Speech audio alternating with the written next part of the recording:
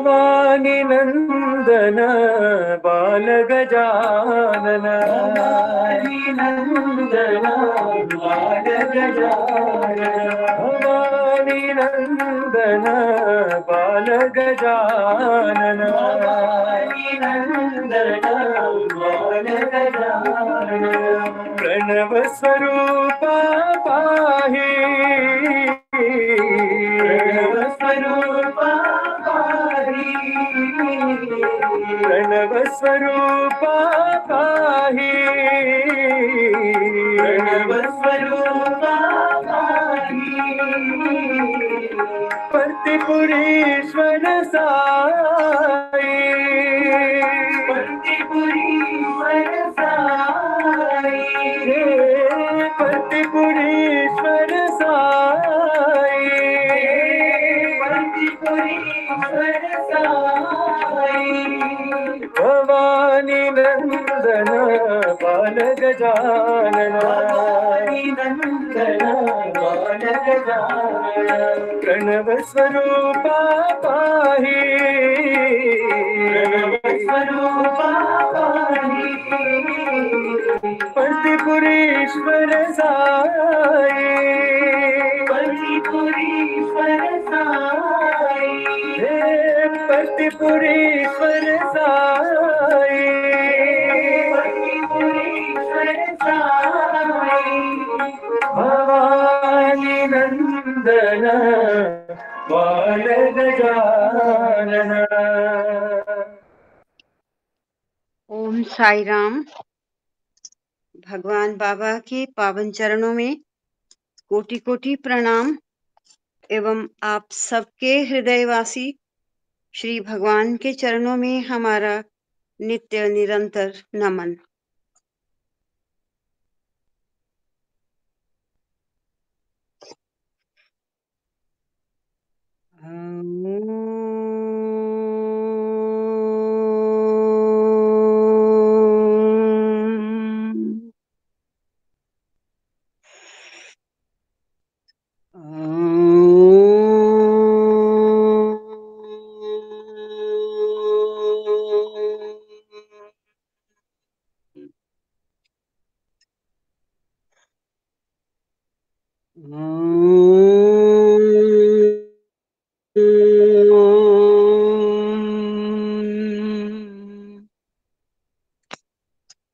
श्री गुरुभ्यो नमः।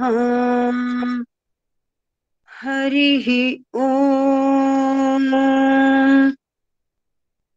गणनान् त्वा गणपतिगुं हवामहे कविं कवीनामुपमश्रवस्तमम् ज्येष्ठराजं ब्रह्मणां ब्रह्मणस्पत आनः शृण्वन् नोतिभिः सीदसादनम्। प्रणो देवी सरस्वती वाजेभिर्वाजिनीवती धीनामवित्रयवतु गणेशाय नमः। सरस्वत्यै नमः। श्रीगुरुभ्यो नमः। हरिः ओम। शान्तिः शान्तिः शान्तिः। श्री सूक्तम्। हिरण्यवर्णां हरिणीं सुवर्णरजतस्रजां चन्द्रां हिरण्मयीं लक्ष्मीं जातवेदो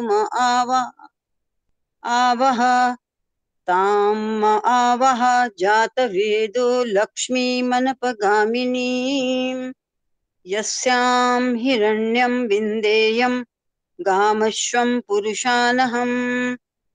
अश्वपूर्वां रथमध्यां हस्तिनाद प्रबोधिनीं श्रियं देवीम् उपह्वये श्रीर्मां देवी जुषतां कां सुस्मितां हिरण्यप्राकाराम् आर्द्रां ज्वलन्तीं तृप्तां तर्पयन्तीं पद्मे स्थितां पद्मवर्णां तां ह्योपह्वये श्रियम् चन्द्रां प्रभासां यशसा ज्वलन्तीं श्रियं लोके देवजुष्टामुदारां तां पद्मिनीमीं शरणमहं प्रपद्ये लक्ष्मीर्मे नश्यतां त्वां वृणे आदित्यवर्णे तपसोऽधिजातो वनस्पतिस्तव वृक्षोऽथ बिल्वः तस्य फलानि तपसा नुदन्तु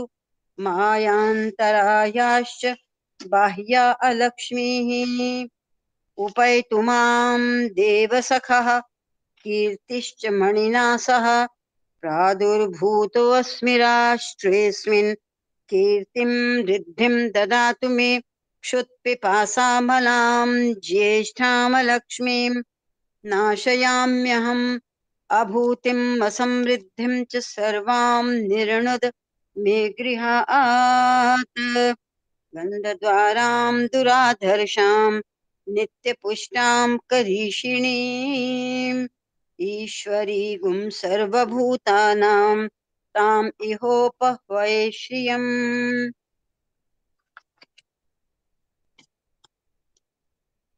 मनसः काममाकूतिं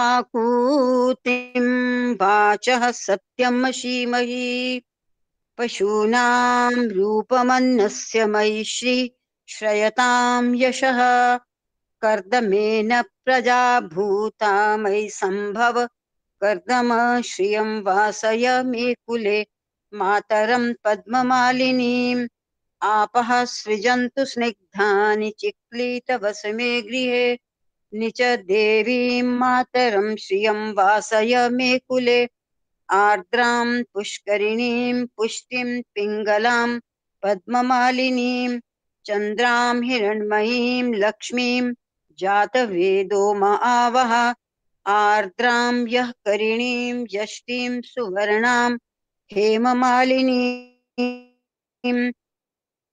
सूर्यां हिरण्मयीं लक्ष्मीं जातवेदो म आवह ताम आवह जातवेदो लक्ष्मीमनपगामिनीं यस्यां हिरण्यं प्रभूतं गावो दास्यो वश्वान् विन्देयं पुरुषानहं यः शुचिः प्रयतो भूत्वा जुहुयादाज्यमन्वहम् श्रियः पञ्चदशर्चं च श्रीकामः सततं जपेत् पद्मानने पद्म ऊरु पद्माक्षी पद्मसंभवे त्वं मां भजस्व पद्मावदायि गोदायि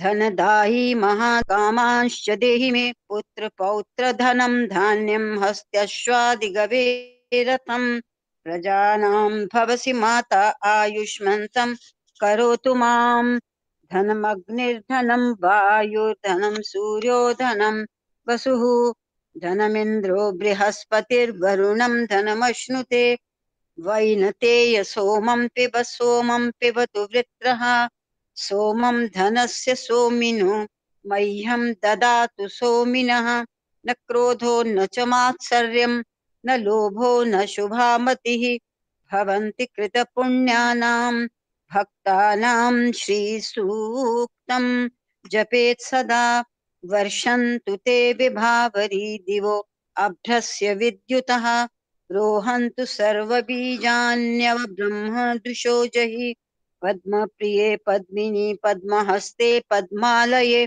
पद्मदलायताक्षि विश्वप्रिये विष्णुमनोनुकूले त्वत्पादपद्मं मयि सन्निधस्त्व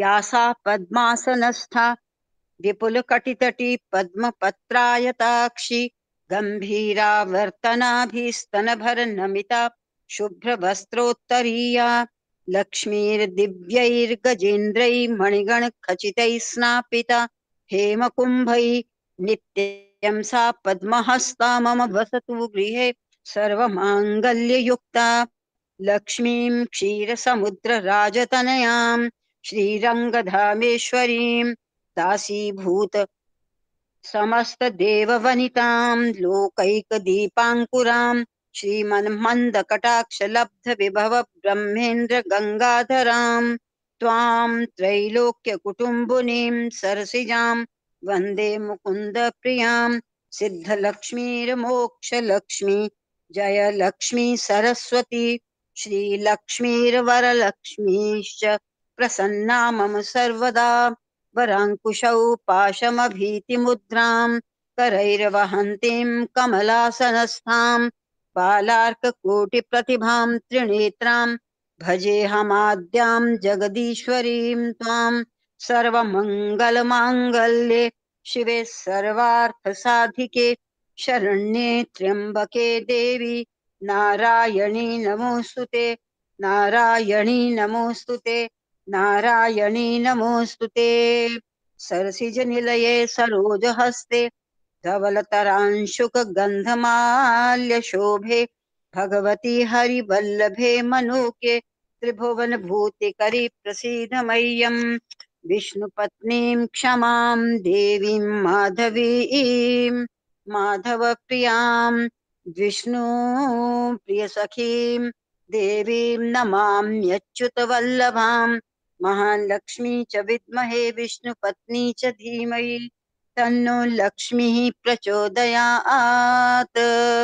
श्रीवर्चस्यमायुष्यम् आरोग्यम् आविधात् पवमानं महीयते धनं धान्यं पशुं बहुपुत्रलाभं शतसंवत्सरं दीर्घमायुः। ॐ शान्तिः शान्तिः शान्तिः। ॐ यदक्षरपदभ्रष्टं मात्राहीनं तु यद्भवेत् तत्सर्वं क्षम्यतां देव नारायण नमोऽस्तुते। विसर्गबिन्दुमात्राणि पदपादाक्षराणि च न्यूनानि चातिरिक्तानि क्षमस्व साईश्वर। अपराधसहस्राणि क्रियन्ते अर्हनिशं मया दासोऽयमिति मां मत्वा क्षमस्व साईश्वर। अन्यथा शरणं नास्ति त्वमेव शरणं मम तस्मात् कारुण्यभावेन रक्ष रक्ष साईश्वर। हरिः ओम तत्सत्। श्री साईश्वरार्पणमस्तु। ओम शान्तिः शान्तिः शान्तिः। हाँ बेटा वसुंधरा। सायरम आंटी, सायरम बेटा पढ़ना। वो कल का एक्सप्लेन करना था शायद अंकल ने। अच्छा पूछती हूँ। हाँ जी डॉक्टर साहब साईराम। साईराम जी साईराम। आप पहले करेंगे या पहले पढ़ ले? चलो मैं आधा पढ़ लिया था कल, उसको कर देता हूँ, फिर आगे कल कर देंगे। ठीक है ठीक है जी ठीक है, कर लीजिए। साईराम। भगवान श्री सत्य साईं बाबा जी के दिव्य चरणों में मेरा कोटि से प्रणाम और उपस्थित सब भक्तजनों हृदयवासी भगवान को साईराम। आज हम सत्यम सिंह सुंदरम के 7वें भाग का 14वां अध्याय भगवान के द्वारा पुस्तकें और भगवान पर और भगवान के लिए, बहुत अच्छा इसका हेडिंग दिया है। भगवान के द्वारा पुस्तकें कि जो भगवान ने स्वयं अपनी वाणी से बोली और अपने हाथों से लिखी गई वे, और किस पर? भगवान के ऊपर ही लिखी गई। तो ये पुस्तकें भगवान बाबा देखिए बचपन से और इस आयु तक 1958 तक वो अपने जितनी भाषण थे, प्रवचन थे, ज्ञान था, शिक्षाएं थी, वो लोगों को बीच जा करके या पुटापर्ती में ही उनको उसके बारे में पूरा विस्तार से बताया करते। लेकिन फिर भगवान ने ये सोचा कि ये इतना अधिक लोगों को नहीं ज्ञान हो रहा है, इतना पता नहीं चलता है, जो मेरे संपर्क में आते हैं सिर्फ वही जान पाते हैं। और उनकी इच्छा थी कि मैं सारे देश को, सारे संसार को इस ज्ञान को बांटा जाए। ये तो उनकी एक बहुत अच्छी एक प्रकार से लालसा थी, जिज्ञासा थी। जो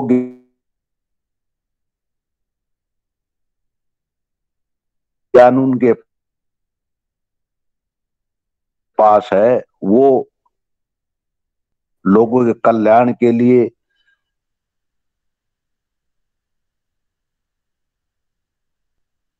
उनके जीवन के ट्रांसफॉर्मेशन के लिए उनके मन में ये विचार आया कि मैं एक पुस्तक का इसी प्रकार के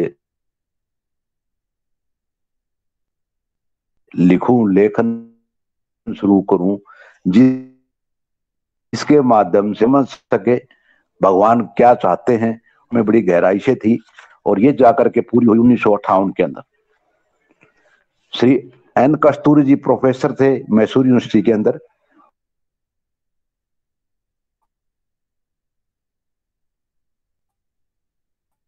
जगह मिल गई थी नौकरी के लिए और स्वामी तो पहले जानते थे उसको। वो स्वामी के पास आए भी, स्वामी मैं रिटायर हो गया और मुझे काम दें। स्वामी ने कहा अभी तुम्हें जॉब मिल गई है, पहले इस जॉब को पूरे करो और उसके बाद आना। तो जो ऑल इंडिया रेडियो नाम दिया गया है इसको, आकाशवाणी, ये कस्तूरी जी का दिया हुआ नाम है। जो अब सारे ऑल इंडिया रेडियो जो नाम दिया था आकाशवाणी, भारतीय आकाशवाणी, ये उन्होंने दिया था। तो इस प्रकार उन्होंने वहां ऑल इंडिया रेडियो के अंदर काम किया और 58 के अंदर वहां से फारिग हुए। तब स्वामी बेंगलोर गए हुए थे। स्वामी ने उनको बुलाया बेंगलोर के अंदर और कहा कि अब समय आ गया है कि आप पुट्टापर्थी पहुंचे, क्योंकि अब मैं वो पुस्तक जो मेरे मन में विचार था उसको लिखने का काम मैं आपको देना चाहता हूं। तो कस्तूरी जी बड़े खुश हुए, क्योंकि उसके दिमाग में पहले ही ये थी कि मैं भगवान का ऐसा सेवक कर सकूं। और उसके मन के, क्योंकि वो बहुत अच्छे प्रोफेसर भी थे, कन्नड़ लैंग्वेज के बड़े अच्छे विद्वान थे और उनका बचपन से ही बड़ा अच्छा आध्यात्मिक बैकग्राउंड रहा था। तो वो उसको खुद भी चाहते थे कि मुझे कोई इस प्रकार का काम मिले। तो इसलिए भगवान बाबा ने जैसे उन्हें कहा उसी समय वो तैयार होकर के बेंगलोर वहां आगे पुट्टापर्थी के अंदर। और भगवान बाबा ने पूछा, देखो मैं एक पुस्तक मासिक निकालना चाहता हूं, आप बताओ उसका क्या नाम रखा जाए, आपका क्या अनुमान है। तो वो सोचने लगे जब भगवान आप ही नाम रख रहे हैं तो मेरे से क्या पूछ रहे हैं। लेकिन कहा नहीं, तुम संपादक बनोगे इसके, तो आप बताओ क्या हो। उसने सुझाव दिया भगवान के और जाने वाला मार्ग, प्रेम योग, कर्म और धर्म आदि आदि कोई सजेशन दिए। लेकिन बाबा ने कहा कि नामों को एक तरफ करते हुए कहा मैंने इसका नाम सनातन सारथी रखने का सोच लिया है। अब इससे बढ़िया और क्या नाम हो सकता था कि सनातन सारथी, जिसको चलाने वाला स्वयं भगवान हो, उसको उसने वो पुस्तक और अपने लिए काढ़नी थी, बहुत अच्छी बात थी। तो फिर स्वामी उनको ले गए कुछ दिनों के बाद, हफ्तों बाद प्रिंटिंग प्रेस देखने के लिए गए। बेंगलोर के अंदर एवेन्यू रोड के ऊपर था, पुराने ढंग की प्रिंटिंग मशीन थी वो, और स्वामी उसे खरीदना चाहते थे और जिसके अंग्रेजी और हिंदी दोनों फॉन्ट्स में और उसके अंदर शब्दों का प्रयोग हो सकता था। तो खरीदने के बाद उन्होंने मंदिर के ही बहुत निकट जो है एक किनारे के ऊपर मंदिर के आश्रम के अंदर ही वहां पर उसको स्थापित किया। एक झोपड़ी खपरेल के थी, छत थी, उसके नीचे प्रिंटिंग प्रेस का काम शुरू किया गया और कई वर्षों तक 2 भाषाओं में ही छपी जाने लगी, अंग्रेजी और तेलुगु। स्वामी स्वयं लिख करके दिया करते थे और उसका अनुवाद अंग्रेजी या हिंदी के अंदर छापी जाया करती थी और फिर अंग्रेजी को तेलुगु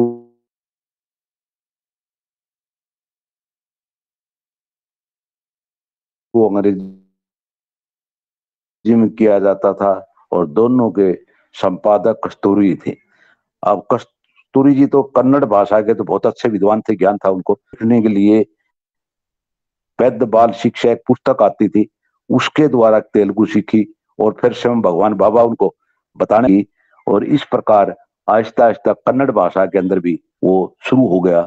और वो कहते हैं कभी कभी उन्हें, क्योंकि देखिए आयु कितनी थी, 62 के करीब, 4 के करीब हो गए थे वो। उस आयु में भी वो इतना अधिक काम करते थे कि कई बार तो जो नरसिम्हाचारी था वहां का प्रिंटर, उसके भी सहायता करनी पड़ती थी,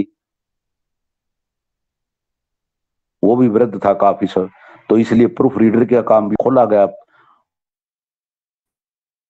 बड़ा काम करनी पड़ती थी सारे सनातन साथी। तो पोस्टमास्टर शुरू हो रहा काम भी इन्होंने किया था, हुआ तो पोस्टमास्टर भी यहाँ से पोस्ट भी। और इस प्रकार से आहिस्ता आहिस्ता वो उनको पहले ले जाकर के बेंगलोर उनका पेपर कटवाते, मशीन से भी कितना साइज का पेपर चाहिए, फिर उन बंडलों को अपने यहाँ लिखवाते, वहां पर उन बंडलों की बाइंडिंग करवाते और वहीं बैठ करके वो उनको पोस्ट किया करते बेंगलोर से। देखिए किस टाइम साधन भी नहीं उपलब्ध थे, कहीं बैलगाड़ी तक जाते, कभी घोड़ा गाड़ी में जाते, कभी बस में जाते, रेलगाड़ी में जाते, इस तरह से जाकर के वो ये काम शुरू करवाया था उन्होंने। और उस समय वर्ष भर का चंदा सिर्फ 3 रुपए रखा गया था और इस खर्च के अंदर पोस्टल खर्च भी आ जाया करता, यातायात के भी आ जाया करता, सब कुछ मिला के इसका 3 रुपए रखा था। लेकिन ये कंडीशन थी 3 रुपए पहले लिया जाता था ताकि उसके जो पत्रिका घोषणा के समय से पहले ये पैसा इकट्ठा हो जाए, जिससे कागज वगैरह खरीदना है और कुछ था वो सारा इससे निकल जाता था। लेकिन बाबा ने इसके लिए भी ये स्ट्रिक्ट इंस्ट्रक्शन दी थी कि आपने कभी भी चंदा संख्या बढ़ाने की जो थे लेखक या पढ़ने वाले थे उनके लिए कोई भी ऐसा इश्तार नहीं देना है वो कॉमर्शियल इसके अंदर किसी प्रकार का। दोबारा जब 1 साल हो जाता है दोबारा लेटर भी डालते हैं, रिमाइंडर डालते हुए आपका समय हो गया, ऐसा भी कोई नहीं डालना है। वो कह रहे थे जब जो पढ़ेगा एक बार वो खुद उसके मन में इस प्रकार की भावना आनी चाहिए कि मेरा अगला जो पुस्तक है वह हर महीने आनी चाहिए, तो वो स्वयं ही उसकी आगे के लिए बुकिंग करवाए। आपने इस प्रकार का कुछ नहीं करना है। तो देखिए किस तरह भगवान बाबा ने बड़ा स्ट्रिक्टली इसके ऊपर ये कंडीशन लगाई थी और फिर भी उस टाइम आहिस्ता आहिस्ता बढ़ती बढ़ती संख्या 2.5 लाख के करीब हो चुकी थी। फिर एक 2000 के अंदर जब बाबा का 75वां जन्मदिन था उस समय इस मासिक पत्रिका का एक स्पेशल विशेषांक निकाला गया था पाठकों के लिए और बहुत ही वो दुर्लभ सा उपहार था। बाबा को स्वयं तेलुगु के अंदर उसका लिखा गया था पूरा पूरा और बड़े प्रेम के साथ बाबा ने उसके अंदर मुक्ति को, मनुष्य को मुक्ति प्राप्त करने का सरल सा मार्गदर्शन भी बताया था। और विशेष रूप से उन्होंने लिखा था कि आज के समय में 2000 की बातें कर रहे हो, देश को ज्यादा धन या संपन्नता की जरूरत नहीं है, बल्कि मानव जीवन तो बहुत ही पवित्र है, मूल्यवान है और सार्थक जीवन है। तो मानवीय मूल्यों को बिना ये आध्यात्मिकता की गहराइयों तक नहीं पहुंच सकता। इसलिए नैतिकता, एकता और शांति, अगर हम इस धन संपत्ति के पीछे लगे रहे, संपन्नता के पीछे लगे रहे, तो मनुष्य की जो सारे की सारी शांति है, सदाचार है, ये सब कुछ जो अनुभव करता है वो सब नष्ट हो जाएंगे। इसलिए भगवान कहता है कि समस्त आदर्शवादिता नष्ट हो जाएगी। समाज कल्याण का लक्ष्य बनाकर अपने जीवन को विश्वास के साथ बिताइए। और भगवान बाबा का जन्म इसलिए हुआ है कि मानवीय जीवन को ऊपर उठाएं और मानवीय मूल्यों की वृद्धि के लिए जितनी कार्य कर सकते हैं उस समय का सदुपयोग करते हुए उसका प्रयोग करें। और ये संदेश बाबा का 100 देशों के अंदर गया और 23 भाषाओं में लिखी गई थी ये पुस्तक, जबकि 12 भारतीय भाषाएं थी और 11 विदेशी पुस्तकें थी। तो इस प्रकार से ये 1958 के अंदर ये शुरू हुई और उसके बाद स्वामी ने 27 वर्ष तक लगातार इसके अंदर लिखा, अपने लेख लिखते थे। और जो अपने कस्तूरी जी थे वो बाबा के प्रवचन जो बोलते थे तेलुगु में उनका अनुवाद भी करते थे इंग्लिश के अंदर, और उस अनुवाद करने से उनके अंदर इतना आहिस्ता आहिस्ता ज्ञान की बढ़ोतरी होती चली गई कि वो बाबा की हर चीज को समझने लगे, क्या कहना चाहते हैं, क्या लिखना चाहते हैं, और उसी ढंग से वो लिखा करते। और जब स्वामी बाहर कहीं प्रोग्राम पे जाते थे, गाँव में, शहरों में, तो उनको साथ ले जाया करते थे और वो इस लालसा से जाया करते थे कि बाबा यहाँ जो बोलेंगे उसको मैं नोट कर लूंगा ताकि अगले जो पुस्तक का अगले माह लिखना होगा उसके लिए मैटर तैयार हो जाए।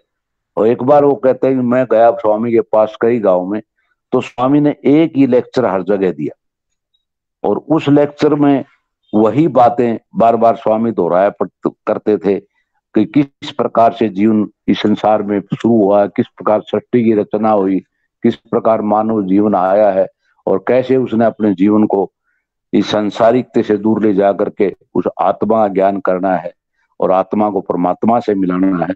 यही बातें हर जगह कहते थे। तो वो सोचने लगे मैं लिखूंगा क्या,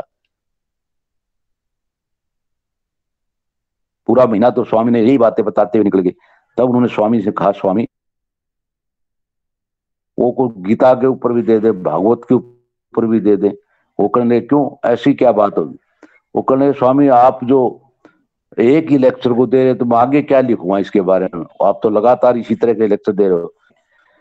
तो स्वामी ने कहा कि मैंने लोगों को क्योंकि जहां लेक्चर देता हूँ वही पुराने लोग नहीं होते, उसी जगह नए व्यक्ति होते हैं जो सुनते हैं, और उन सबको मैं जागृत करना चाहता हूँ। ये मेरा जीवन का उद्देश्य है। मेरा ये उद्देश्य नहीं है कि ये सनातन सारथी में लिखना जरूरी है, ये आप जानो, अपना काम जाने, आप संपादक हैं उसके, लेकिन मेरा लोगों को जागृत करना, उनका कल्याण के लिए उनको बताना, ये बहुत आवश्यक है। तो भगवान बाबा का इतने स्पष्ट विचार थे कि वो सुनकर के कस्तूरी जी भी हैरान रह जाते थे कि बार बार भगवान बाबा का उपदेशों का सार प्रेम, धर्म, प्रशांति, ध्यान, ज्ञान, विद्या के ऊपर ही ज्यादा ध्यान दिया करते थे। तो इस प्रकार के लेख वाहिनी के अंदर पुस्तक में छापे गए थे। और जिस समय वो कहते सनातन सारथी एक आध्यात्मिक शास्त्रों की सेना का जो था, वो अन्याय, अराजकता, झूठा दिखावा, दुष्टता के विरुद्ध उसका नेतृत्व अहंकार नामक राक्षस करता है। ये संसार सारथी संसार में शांति की दृढ़ स्थापना करेगा, ये डंके की चोट पर अपना विजय उद्घोषित करेगा। इस प्रकार से भगवान बाबा ने उसको बताया था, और ये अपनी आप प्रामाणिकता को भी सत्य करेगा। सनातन सारथी एक ऐसा पुल है जो आपको भक्तों को मतलब मेरे पास लाता है और मुझे उन भक्तों के साथ ले भी जाता है। और सनातन सारथी मेरे संकल्प का परिणाम है, मेरे उत्साह और आनंद का परिणाम है। मैं अपने मिशन पर चलने का एक बार संकल्प कर लेता हूं तो इसे कोई रोक नहीं सकता। पाठकों को इसके निर्देश एवं प्रेरणा का महत्व देना चाहिए। और इसी प्रकार से ये संतोषदायी जो पुस्तक थी या सनातन सारथी, और लगातार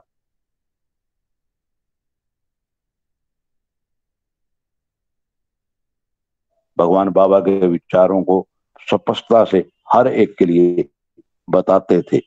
इसके उद्देश्य के साथ रखते हुए सनातन सारथी का बाबा के लेख होता था जो लिखते थे। उसके बाद प्रशांत निलयम में जो घटने वाली प्रमुख घटनाएं थी, कोई त्योहार था, कोई बच्चों की टूर्नामेंट थी और था, वो आया करते। और उसके बाद बाबा जो बार दौरे पर, और 1984 के बाद जो है बाबा के प्रवचन छपने लग गए थे, क्योंकि उन्होंने लिखना बंद कर दिया था। तो 84 तक बाबा लगातार 27 वर्ष तक लिख करके खुद अपने हाथ से दिया करते कस्तूरी को, और वो जब छापया करते थे।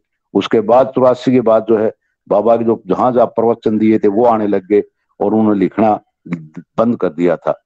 इस प्रकार से पाठकों द्वारा लिखे गए लेख भी उसमें छापे जाएंगे, ऐसा ही भगवान बाबा ने इंस्ट्रक्शन दी, लेकिन उनका विषय आध्यात्मिक हो या दार्शनिक हो, और इसके बारे में कोई ऐसा लेख नहीं छपा जाएगा जो इसके अलावा को लिखना चाहता है। तो लेखक जो भी कहता है लिखता, वह फिर बाबा कहते थे वो स्वयं उस लेखक ने अपने जीवन में अभ्यास में लाना चाहिए, तभी जाके वो प्रभावकारी होता है, वरना नहीं होता। सर्वदा कहीं भी अवसर पर स्वयं ही विषय का चयन प्रवचन लेखों का लिए भगवान बाबा किया करते थे।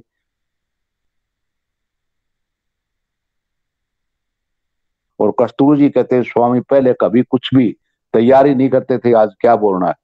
जैसे स्टेज पर जाते थे उनके हृदय से ही वो सारे के सारे शब्द वाणी अपने आप निकलती जाती थी, और उसका अनुवाद खुद किया करते थे कस्तूरी जी, रोक करके उसको दोबारा करेक्ट किया करते थे, इसका भाव ये नहीं है, ये है। तो वो बड़ा अलर्ट रहना पड़ता था, बताया जाए, न कि अपनी तरफ से कोई तुक्का मारा जाए। तो इस प्रकार एक बार स्वामी आंध्र प्रदेश के कुछ स्थानों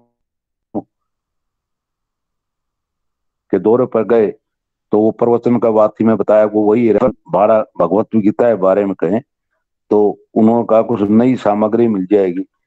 तो भगवान ने इस पर स्पष्ट ही कह दिया था, मुझे उसके बारे में हर जगह यही बात करनी है, और आपने स्वयं देखना है कि क्या कुछ लिखना है क्या नहीं लिखना है।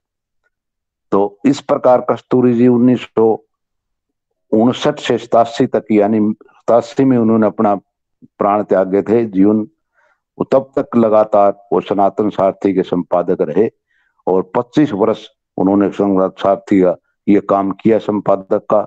और 83 में उन्होंने इस प्रकार लिखा था कि उनकी उपस्थिति कंधे से कंधा और सांस से सांस चाहे मैं जहां चाहे हूं, जिस काम में व्यस्त रहूं, स्वामी के प्रकाश ने मुझे 25 सालों में आध्यात्मिक पत्रिका में वो भाषाएं वो सिखा दिया जिनका मुझे पूर्ण ज्ञान में नहीं था। अंग्रेजी और हिंदी भाषा के बारे में पूर्ण ज्ञान नहीं था, कन्नड़ के बारे में ज्यादा था, लेकिन भगवान की कृपा से वो सारा का सारा समझ पाए और लिख पाए। कस्तूरी की जब लिखने में वृद्ध काफी हो गए थे तो श्री वी के नरसिंह मनन ने भी सहायता की थी, और वो भी अंतर्राष्ट्रीय प्राप्त ख्याति के पत्रकार थे, वी के नरसिंहम। और मासिक पत्र तक का जो दायित्व था उनके बाद, कस्तूरी के बाद उन्होंने ग्रहण किया और 2000 तक वो संपादक रहे। अंग्रेजी का जो लिखा करते वो बी एल आनंद जी थे, अंग्रेजी एडिशन के संपादक। वे 2000 मई में वो बन गए थे। और उसके बाद तेलुगु के जो थे वो वेंकट स्वरूलु बनाए गए थे उनके जाने के बाद। तो इस प्रकार सन 1972 में प्रशांत निलयम में छोटा सा प्रेस, सनातन सारथी के बड़ चंदादारों जो इतने ज्यादा लेखक को पढ़ने वाले हो गए थे, तो एक बड़ा वहां पर प्रेस लगाई गई, जिसको रतन लाल जी थे और उनकी श्रीमती बॉम्बे से आकर के उन्होंने इसका काम को संभाला। और वो पुटापर्ति में रहने लग गए थे, और उन्होंने वहां बड़ी प्रेस का जो काम था वो पहले तो वृंदावन में स्थापित की गई थी, जिसका उद्घाटन भगवान ने 73 में किया था, लेकिन 85 के अंदर में उस प्रिंटिंग प्रेस को प्रशांति निलयम में शिफ्ट कर दिया गया था। और 23 अगस्त 2001 को बाबा ने प्रशांति निलयम के पश्चिम कोने के ऊपर सत्य Sai books and publication trust बनाया, और उस ट्रस्ट के लोगों से प्रकाशन की बहुत बारीकियों के बारे में भगवान बाबा ने बताया था, किस प्रकार ये दुर्लभ प्रवचन का उद्देश्य भगवान का है। और उन्होंने कहा था देखिए 3 चीजों जीवन के अंदर बहुत महत्वपूर्ण है। एक मस्तकम पुस्तकम अधिक महत्वपूर्ण है। मस्तकम का मतलब उस चीज को मनन करें, अपने दिमाग में बिठाएं, और हाथ हस्तम का मतलब हाथ से उनको पढ़ना चाहिए, देखना चाहिए। और इस प्रकार व्यक्ति का पढ़ना, समझना और अभ्यास में लाना, ये तीनों तभी जाकर के वो इनका अर्थ समझ सकता है। तो इस प्रकार भगवान बाबा ने इस सनातन सारथी के बारे में पूरा विस्तार से लिखा गया। उनके विचार 100 देशों के अंदर पहुंचे, और उसके बाद इन कितने ही एडिशन नए भी आए, अलग अलग भाषा में भी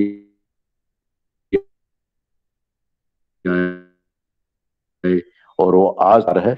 आगे आज शुरू कर लें। साईराम जी, साईराम। ओम श्री साईराम। भगवान बाबा के पावन चरणों में मेरा शतकोटि प्रणाम और आप सभी को मेरी प्रेम भरी जय साईराम। एक पुस्तक के उत्पन्न होने में 3 व्यक्तियों का एक साथ होना आवश्यक है, लेखक, प्रकाशक और पाठक। कितनी आपको केवल अच्छी पुस्तकों का प्रकाशन करना चाहिए और पाठकों में उदार मानसिकता का विकास करना चाहिए। आपकी पुस्तकें पाठकों में संकुचित मानसिकता को विकसित नहीं करना चाहिए। आप जिन पुस्तकों का प्रकाशन करते हैं उन्हें पाठकों की आवश्यकताओं को पूरा करना चाहिए। धन महत्वपूर्ण नहीं है, पर नैतिक मूल्य आवश्यक है। धन आता है और जाता है, पर नैतिकता आती है और बढ़ती है। आप चाहें तो कितनी भी किताबें पढ़ सकते हैं, लिख सकते हैं, लेकिन आप उनमें निहित एक भी अच्छी बात को अभ्यास में नहीं लाते हैं तो बेकार है।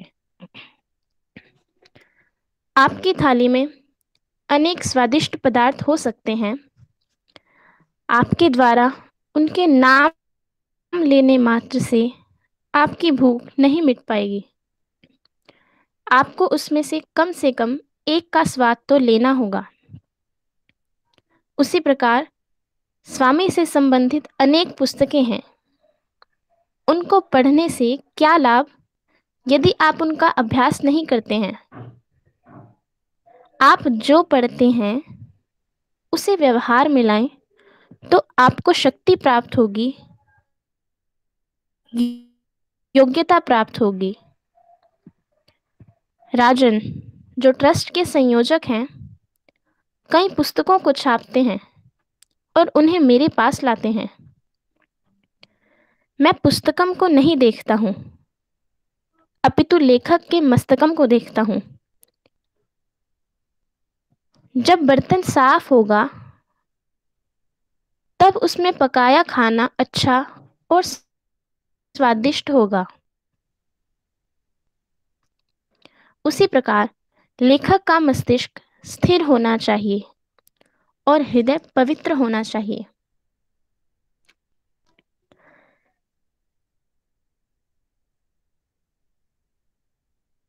लेखकों के लिए पुस्तकीय ज्ञान का होना मुख्य नहीं है।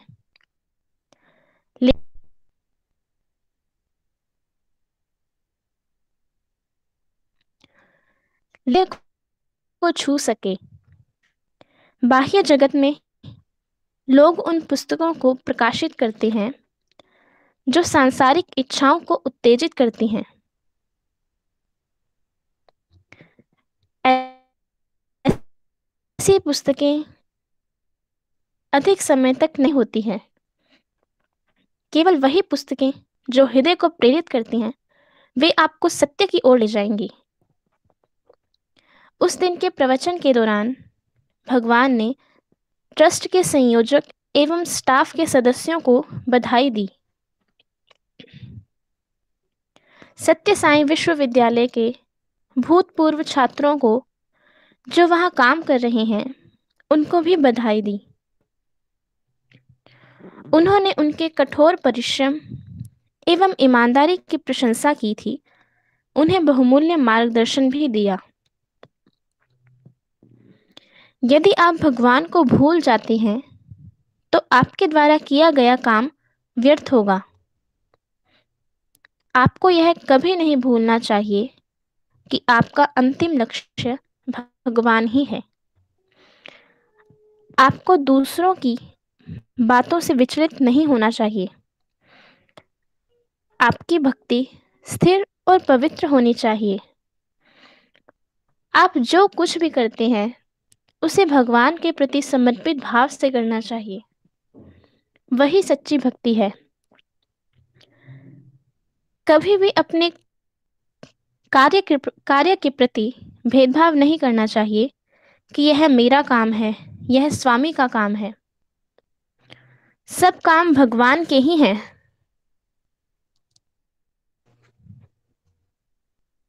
सब काम भगवान के ही हैं।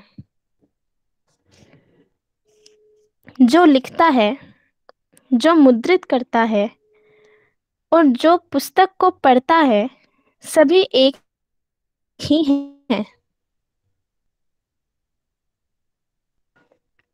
अतः आपको अपने बीच किसी भी प्रकार के अंतर को नहीं करना चाहिए।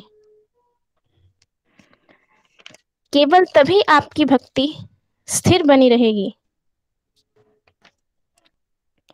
जब बुरे या गलत विचार और इच्छाएं आपके मन पर आक्रमण करें, तब विवेक से काम लीजिए और अपनी चेतन अनुसरण कीजिए। आप अपनी चेतन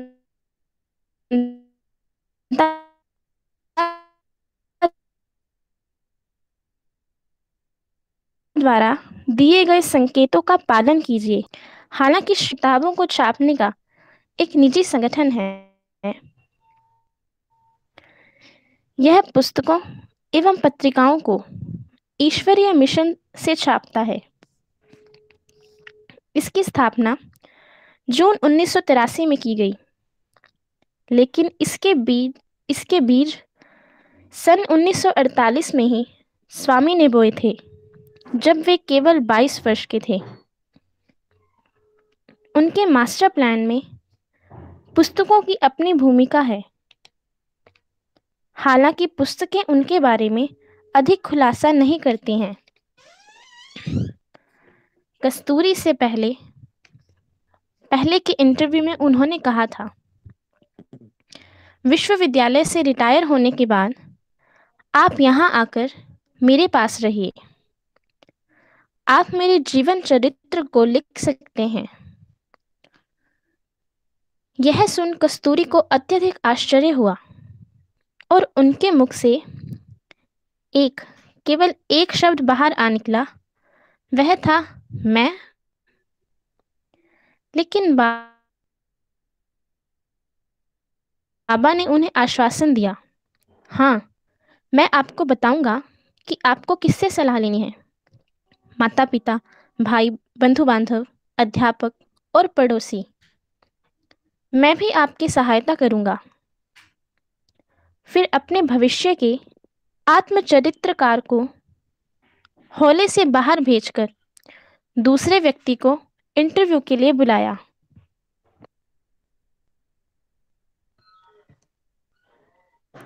ज्यों ही कस्तूरी बाहर गए, उन्होंने अपने आप सोचा, क्या ये वास्तव में मुझसे अपना जीवन चरित्र लिखवाएंगे? मैं और उनके बारे में पुस्तक को लिखना। कस्तूरी सन 1958 में प्रशांति निलयम में सनातन सारथी के संपादक के रूप में बस गए थे। एक दिन दोपहर को वे प्रिंटिंग प्रेस के बरामदे में खड़े थे तो एक आदमी उनके पास आया और उनसे पूछा, क्या स्वामी के बारे में यहाँ पुस्तकें उपलब्ध हैं? कस्तूरी ने कहा, नहीं, हम केवल मासिक पत्रिका सनातन सारथी ही छापते हैं। ज्यों ही निराश सज्जन वहां से चल दिए, तब कस्तूरी को अपने पर अप्रसन्नता हुई। उसी समय मंदिर से एक संदेशवाहक दौड़ते हुए आया। बाबा ने कस्तूरी का उस सज्जन से हुए संवाद को प्रिंटिंग प्रेस के बरामदे में जो हुआ था उसे मंदिर के प्रथम तल्ले से सुना और कस्तूरी से फौरन भेंट करना चाहा। ज्यों ही कस्तूरी उनके पास पहुंचे, बाबा ने उनसे पूछा, उस सज्जन ने आपसे क्या पूछा था? उस सज्जन ने मुझसे पूछा था, क्या बाबा के जीवन से संबंधित किसी प्रकार की पुस्तकें आपके पास हैं? आपने उससे क्या कहा? स्वामी, मैंने उस सज्जन से कहा कि उस प्रकार की पुस्तकें वहां नहीं हैं। बाबा के चेहरे को देखकर लगा कि उन्हें उस उत्तर से अप्रसन्नता हुई है। उन्होंने कस्तूरी से कहा, यह सही उत्तर नहीं है। आपको उनसे कहना चाहिए था कि इस स्वामी को पुस्तकों द्वारा समझा नहीं जा सकता है। स्वामी के सूक्ष्म रहस्य उद्घाटन ने कि वे अवतारी हैं, कस्तूरी को रोमांचित कर दिया। स्वामी संबंधित कोई पुस्तक प्रकाशित न होने के आसार, यहाँ तक कि उनकी अपनी पुस्तक जो स्वामी पर है, ने कस्तूरी को इतना निराश किया कि उसकी सीमा नहीं रही।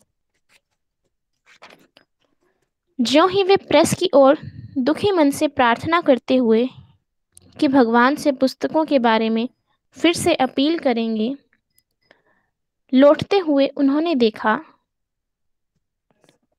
कि मंदिर के ऊपरी तल्ले पर भगवान खड़े होकर आश्वासन देते हुए से अपने हाथ को हिला रहे हैं,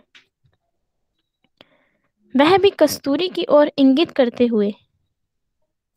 उनकी प्रार्थना जहां पहुंचनी थी पहुंच गई और उसके तुरंत बाद उन्हें उत्तर मिल गया। इस घटना के कुछ समय बाद भगवान बाबा कुछ दिनों के लिए वेंकटगिरी और मद्रास गए थे और गुरुवार को लौटकर आ गए थे, जो कस्तूरी के लिए यादगार गुरुवार बन गया था। ज्यों ही वे पहुंचे थे, भगवान ने उनसे अर्थपूर्ण मुस्कान से कहा, कस्तूरी, वेंकटगिरी और मद्रास के लोग स्वामी के बारे में पुस्तकें मांग रहे हैं और अब चुपचाप यहाँ बैठे हुए हैं। कस्तूरी के चेहरे पर एक तरह की पूर्णता का भाव खेल गया। कस्तूरी से पहली बार भेंट होने के 12 साल बाद बाबा ने पहली बार यह निश्चय किया, अब वह समय आ गया है जबकि संसार को उनके बारे में एक पुस्तक प्राप्त हो। और इसने सिग्नल दिया जिससे परम पवित्र श्री सत्य साई साहित्य का ज्ञान हुआ। भगवान पर सबसे पहली पुस्तक सत्यम शिवम सुंदरम है। भगवान की जीवनी जिसमें उनके जीवन के 35 वर्ष शामिल हुए हैं। इसे कस्तूरी ने लिखा और सन 1961 में प्रकाशित हुआ। जीवनी के लिए बहुत ही सटीक और महत्वपूर्ण शीर्षक निस्संदेह कस्तूरी के हृदय में भगवान द्वारा सुझाया गया, हालांकि इसका मूल प्राचीन उपनिषदों में है। जब भाग्यशाली लेखक ने इसे भगवान को व्हाइटफील्ड के नंदम वनम में सौंपा, तब भगवान ने तत्क्षण अपना अनुमोदन प्रदान किया था। उन्होंने एल्बम लाकर उसमें से 3 फोटो को दिखाया। उसमें एक स्वयं एक कुर्सी पर बैठे हुए थे, दिखाया और कहा, आप इन तीनों को एक साथ रख सकते हैं। पुस्तक के मुख पृष्ठ पर एक के बगल में दूसरा रख सकते हैं। आप पहला फोटो देखिए जो थोड़ा सीरियस है, वह सत्यम है। दूसरे में आप मुझे पाएंगे जिसके चेहरे पर थोड़ी हंसी है, वह शिवम है। और तीसरे में हंसी पूरी तरह से खिली हुई है, यह सुंदरम है। सत्यम शिवम सुंदरम, यह अच्छा है। जिस गति से सत्य साई साहित्य की अभिवृद्धि हुई, इसके बराबर आध्यात्मिक साहित्य के प्रकाशन के इतिहास में और कोई दूसरा नहीं है। जब मैंने इस अध्याय को लिखा, तब तक 1000 शीर्षक के लगभग 40 भाषाओं में प्रशांति निलयम के बुक स्टोर में बुक सेंटर में उपलब्ध हैं। इतनी सारी पुस्तकें इतनी भाषाओं में किसी भी मास्टर के जीवन काल, उनके जीवन और उपदेशों से संबंधित साहित्य नहीं लिखा गया है। इससे भी बड़ी बात यह है कि 16 पुस्तकों को बाबा ने स्वयं बड़ी अनुकंपा से संसार भर के वर्तमान एवं भविष्य के खोजियों के लिए लिखा है। उनके द्वारा दिए गए प्रवचनों को लगभग 40 खंडों में संकलित किया गया है। सन 1983 में जब बुक्स एंड पब्लिकेशन ट्रस्ट की स्थापना हुई थी, तब तक सत्य साई लिटरेचर लगभग 100 शीर्षकों से पुस्तकें तेलुगु और अंग्रेजी में थी। उनके अनुवाद कई भारतीय भाषाओं और विदेशी भाषाओं में उपलब्ध थे। प्रकाशन से संबंधित क्रियाकलाप श्री सत्य साई सेंट्रल ट्रस्ट द्वारा किए जाते थे। लेकिन हाँ, तेलुगु और अंग्रेजी के अलावा अन्य भाषाओं में पुस्तकों का प्रकाशन उन भाषाओं वाले राज्यों में और अन्य देशों में प्रकाशित किया जाता था और वे प्रशांति निलयम के बुक सेंटर में उपलब्ध थे। ट्रस्ट के पहले संयोजक श्री वाई वी नारायणया जी इसके संस्थापक भी थे, ने सन 1988 तक प्रकाशन के काम का समन्वय भी किया था। श्री पी के सूरी अगले 10 वर्षों 1998 तक इस ट्रस्ट के दूसरे संयोजक थे। फिर श्री के एस राजन ने 1998 में पदभार संभाला। नए सहस्राब्दी के आते आते 400 पुस्तकें विभिन्न शीर्षकों से आ चुकी थीं। किताबों का प्रकाशन और बेचने का काम करने के अलावा ट्रस्ट ने एक संपूर्ण रूप से व्यवस्थित पुस्तकालय को भी बनाया और सबसे ऊपर के तल्ले में रीडिंग रूम की व्यवस्था की गई, जहां साई के अपने प्रकाशन आसानी से प्राप्त हो सके। इसके साथ साथ अन्य कालजयी आधारित रचनाएं भी उपलब्ध थीं। आश्रम के निवासी भी पुस्तकों को पढ़ने के लिए ले सकते थे। मंदिर के पीछे विद्यागिरी के पूर्वी ढलान पर बाबा के आशीर्वाद से सन 1987 में एक छोटे से भवन में श्री कस्तूरी रूम के नाम से आरंभ हुआ था। दरअसल यह लाइब्रेरी श्री कस्तूरी रीडिंग रूम की पराकाष्ठा है। ढहा दिया गया था। जब ट्रस्ट ने वर्ष 2000 में फरवरी के महीने में 6000 पुस्तकों से एक पुस्तकालय और वाचनालय यानी रीडिंग रूम की स्थापना, इसमें रीडिंग रूम में लगभग 25,000 पुस्तकें और शामिल हो गई थी। अगस्त 2001 में पुस्तकालय और वाचनालय को हाल ही में नए समुदाय में जब बदल कर दिया गया, तब लगभग 23,000 पुस्तकें 8,000 शीर्षकों से उसमें शामिल हुई। यही नहीं, 35 भाषाओं में 81 पत्रिकाएं जो विश्व भर के श्री सत्य साई संगठनों से प्रकाशित हुई थी को भी जोड़ा गया। विद्यागिरी के पश्चिमी ढलान पर स्थित यह पुस्तकालय, जो अत्यंत ही रमणीय प्राकृतिक शोभा से युक्त स्थान पर स्थित है, उत्साही पाठकों को तो यहाँ आने के लिए आकर्षित करता ही है, पर साथ ही साथ शिक्षा के क्षेत्र में बाबा के उपदेश और तुलनात्मक धर्म पर शोध करने वाले शोधार्थी हैं को भी खींच लाता है। सायरा आंटी आगे पढ़ना है?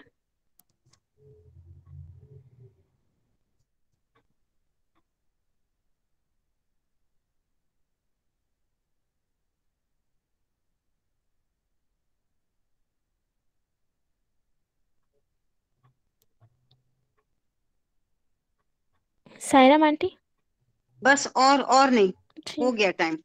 हाँ, बहुत हमारे लिए हमें दिशा देने वाला ये 14वां अध्याय, भगवान के द्वारा पुस्तकें और भगवान पर और भगवान के लिए। इस विषय के अंतर्गत हम जान पाए, कोई भी जो सत्य साई सेवा संगठन से जुड़ा हुआ भगवान का विनम्र भक्त है, वो जान पाए कि ये जो साहित्य है इतना आज जो उपलब्ध है, कैसे हमारे लिए दैवी प्रेरणा से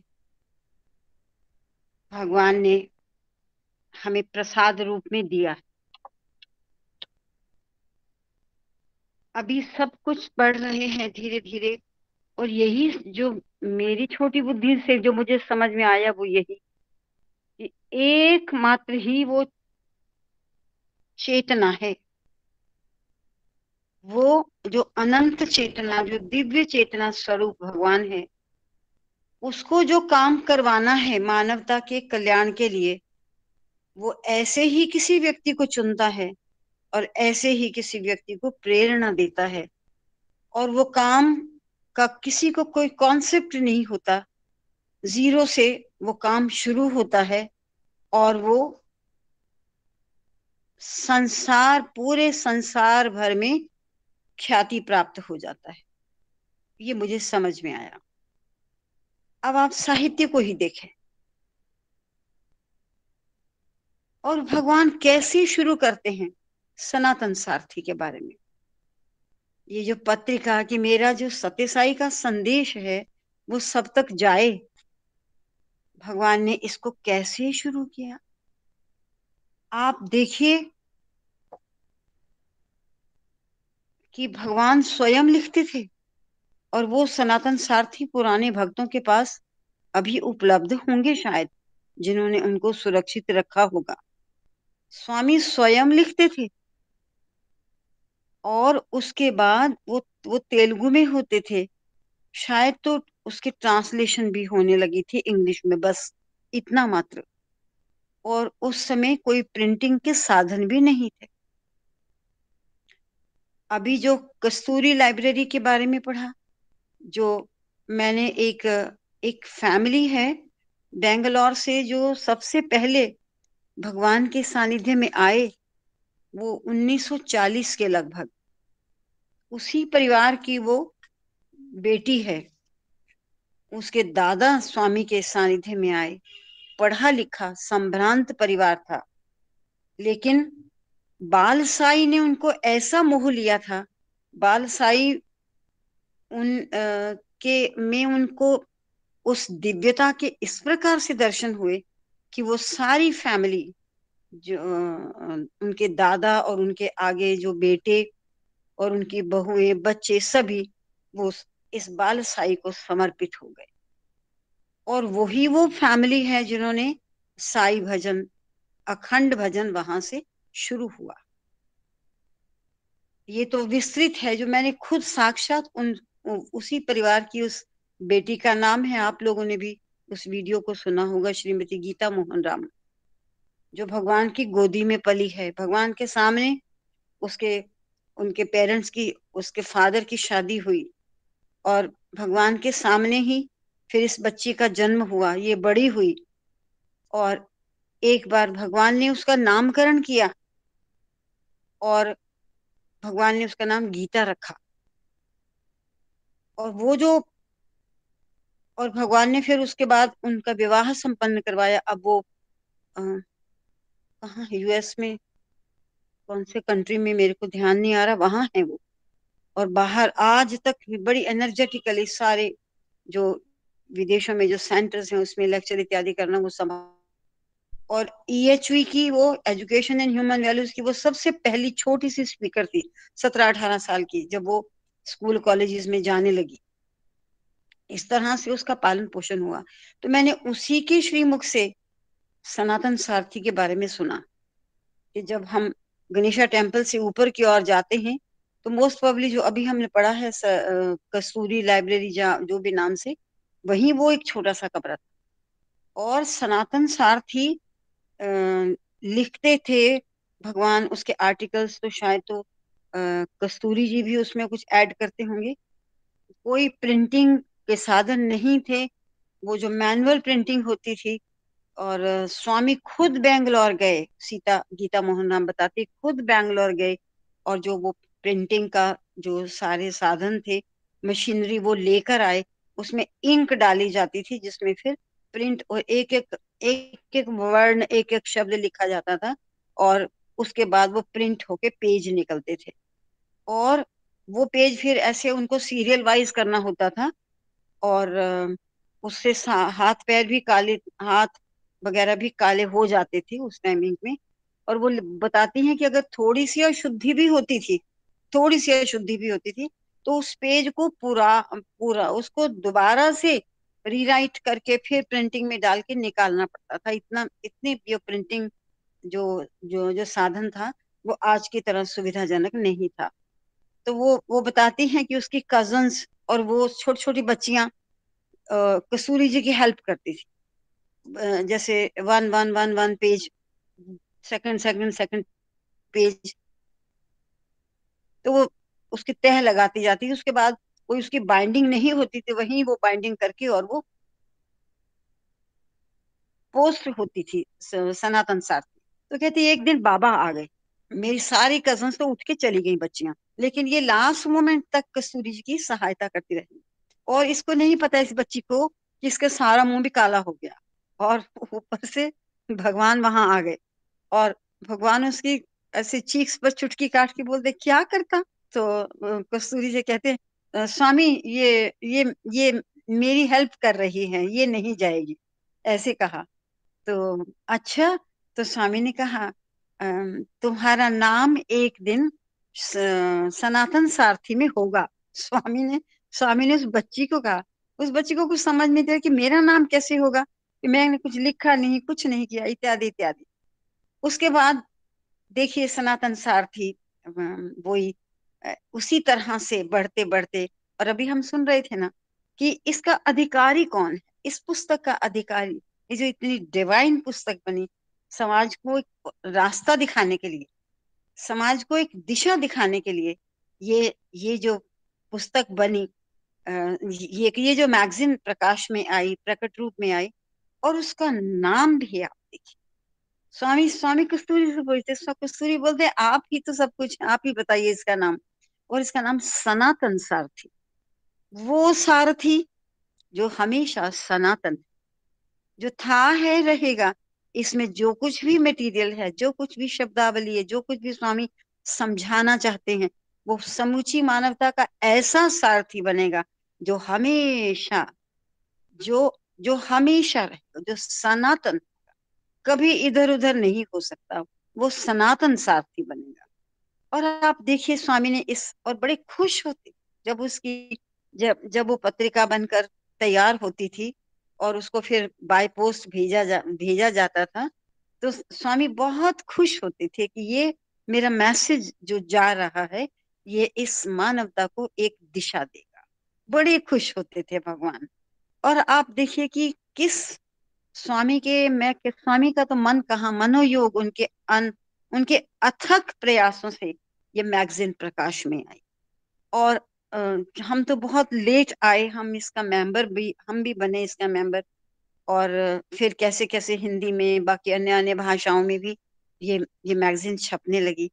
और स्वामी के जो आर्टिकल्स, वो वेदों के सार, जो शुरू शुरू के आर्टिकल्स हम पढ़ते हैं, बिल्कुल सरल सुंदर वेदों के सार हैं वो जो स्वामी के जो आर्टिकल्स आते थे लिखे हुए, स्वामी का जो मैसेज आता था हमारे लिए, वो स्वामी, देखिए आजकल जो इन शास्त्रों को समझने पढ़ने वाले कोई नहीं, लेकिन वो शास्त्र तो चिरंतन है, हमेशा रहने वाले हैं, लेकिन उसके मैसेज को कौन समझाए हमें, वो काम इस अवतार ने किया। वेदों के, शास्त्रों के, उपनिषदों के उन मैसेजेस को स्वामी ने सरल करके हमें, लव ऑल सर्व ऑल, इतना सर्व करके सूत्रों में उन्होंने हमारे आगे प्रस्तुत कर दिया। ये लो, इसको जानो, पढ़ो, गुड़ो, चिंतन करो और अपने जीवन को धन्य करो, अपने जीवन को एक दिशा दो, इस तरीके से। तो मैं कई बार सोचती हूँ कि ये जो सनातन साथी, ऐसा अमूल्य उपहार हमें भगवान का मिला, जो बहुत खुश होते थे इस मैगजीन के साथ। तो वो, अगर हमने उसको सच मायने में, स्वामी ने कहा कि इसको कौन लेगा, कि जिसके मन में ये भाव आएगा कि मुझे ये पुस्तक चाहिए, वही इसका अधिकारी है। और जब ये भाव आया है तो उसको, उसका केवल लेना ही नहीं, उसको पढ़ना भी, गुड़ना भी, निधिध्यासन करना भी, ये हमारा प्रथम कर्तव्य बनता है। क्योंकि स्वामी के वो प्रयास हैं, स्वामी का वो आशीर्वाद है, जो वो समूची मानवता को इस संदेश को देकर इस समाज को कुछ देना चाहते हैं। इस तरह से सनातन सारथी हमारे हमारे लिए प्रकाश में आया, हमारे हमारे लिए एक अलौकिक गिफ्ट के रूप में ये प्रकाश में आया। और मैं उस छोटी सी बात को, जिसको अधूरा छोड़ दिया था, मैं गीता मोहन राम के उस इंसिडेंट से, कि जो वो बताते हैं कि मेरा मुंह सारा ऐसे काला हो गया, स्वामी ने चीक्स पर चुटकी काटी, और कहती तुम्हारा नाम होगा सनातन सारथी में। मैंने कहा मैं बच्ची थी, इतना तो समझ में आया, मैंने तो कुछ नहीं किया, तो मेरा नाम कैसे होगा। कहती मैं तो इस बात को, बच्ची थी वो, भूल भी गई। मैच्योर हुई, शादी हुई, बच्चे हुए, उसके बाद वो 80th बर्थडे पे स्वामी ने उनको उसको बुलाया था। 80th बर्थडे पे स्वामी ने उसको बुलाया कि जब महिला वो महिला डे मनाते हैं, वुमन डे, तो उस दिन तुम्हारा भी एक कि लेक्चर होगा। तो उसके बाद जब वो लेक्चर हो गया तो स्वामी ने उसको अपने इंटरव्यू रूम में बुलाया, और स्वामी के पास ही बहुत सारी सनातन सारथी की प्रतियां पड़ी हुई थी। स्वामी ने उनको लिया और वो पेज खोला और उसको दिखाया, देखो तुम्हारा नाम है। क्योंकि उसने वो लेक्चर दिया था, वो नाम था उसमें कि ये इनका लेक्चर होगा, और शायद तो ब्रीफ कर उन्होंने पहले उसका समरी भी भेजी होगी, वो समरी ही उसमें प्रिंट होगी। तो स्वामी ने कहा, मैंने कहा था ना तुम्हारा नाम होगा। तो स्वामी 40 इयर्स, स्वामी का वचन देखिए कैसे पूरा करते हैं। ये बात थी 40 साल पहले, और 40 साल के बाद भी स्वामी को याद रहा, और उस बच्ची को जो अब एक मैच्योर महिला के रूप में थी, तब उसको उसका नाम सनातन सारथी में आया। ये है सनातन सारथी की महिमा। और आज भी अपनी लाइब्रेरीज में मैं कहती हूँ इनको सुरक्षित कीजिए। मेरे पास तो बहुत सारी इसकी कॉपियां हैं, किसी को देने को दिल नहीं करता, जब कभी मन होता है तो उनको पीछे पीछे से देख देख कर पढ़ती हूँ। एक ग्रेटर नोएडा के एक बहुत भक्त ने, जो लेखक थे, उन्होंने मेरे से मांगी थी, तो उनको मैंने बहुत सारी कॉपीज उनके लिए दी। इस तरह से मैं दे नहीं पाई, इससे पहले ही वो संसार से विदा हो गया बेचारे किसी कारण से।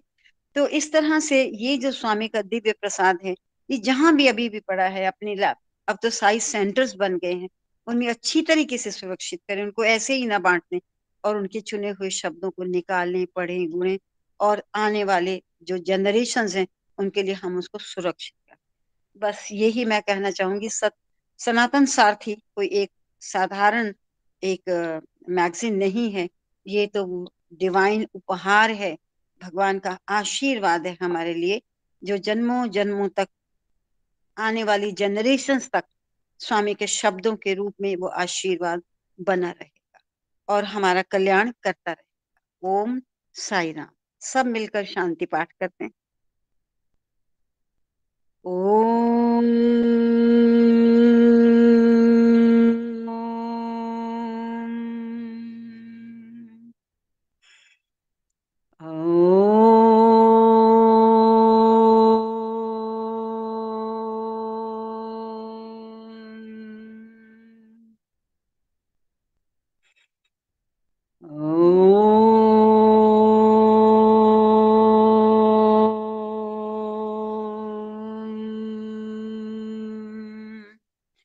शांति शांति शांति। समस्त लोकाः सुखिनो भवन्तु, समस्त लोकाः सुखिनो भवन्तु, समस्त लोकाः सुखिनो भवन्तु। ओम शांति शांति शांति। जय बोलो भगवान श्री सत्य साई बाबा जी की जय। ओम साई राम। आप सबको सादर सप्रेम साई राम। साई राम। साई राम जी, साई राम। साई राम। साई राम। रिटायर